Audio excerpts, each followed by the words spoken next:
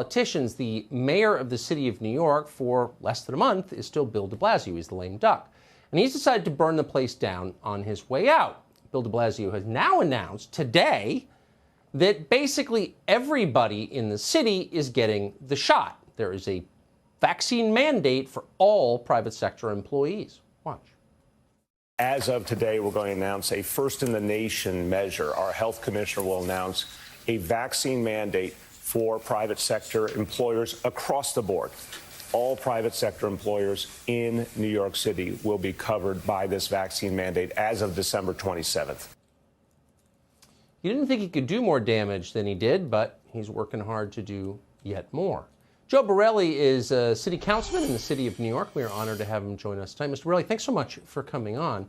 Thank you, Tucker. This guy's barely the mayor. He's totally discredited. I've never met anybody who supports him, literally not one person.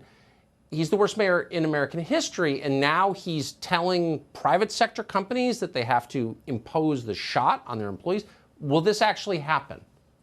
Yeah, well, I mean, he's implementing this with only 3 business days left in his term as mayor, as though his ride off into the sunset couldn't come soon enough. Now we have this to worry about. But this essentially is a bid to be relevant in an otherwise quixotic bid for governor, as though people in Schenectady didn't have newspapers and couldn't read about the bang-up job he's been doing. But look, I'm optimistic. I hope Eric Adams can reverse this on literally 3 days after this goes into effect, because Adams can be the type of mayor who wants to bring back jobs and revitalize a post-pandemic city. Or you can be the type of mayor that goes down the rabbit holes of endless mandates and endless restrictions. You can't be both of those things, and I hope Adams chooses wisely. I mean, for political reasons, there's zero evidence that forcing people to take an injection helps the public health in any way. There's some countervailing evidence that it's really not a good idea. And of course, it's a massive attack on core civil liberties. Is this actually popular in New York? I don't think it's popular, and more importantly, I don't think it's legal. The mayor of New York is not a dictator. Right. The health commissioner can't bust down the door of an insurance company and round up people at the water cooler. So I don't know if this withstands the legal challenges that myself and other allies around the city will bring. Unfortunately, though, it does force to the table a choice that many private employers are going to have, and that's whether to stay in New York. If this is the direction that people are going to continue to move in, our government leaders, then again, you have to ask yourself, why would private employers want to stay in New York City? This is a frustration, Tucker, and I don't know when it ends.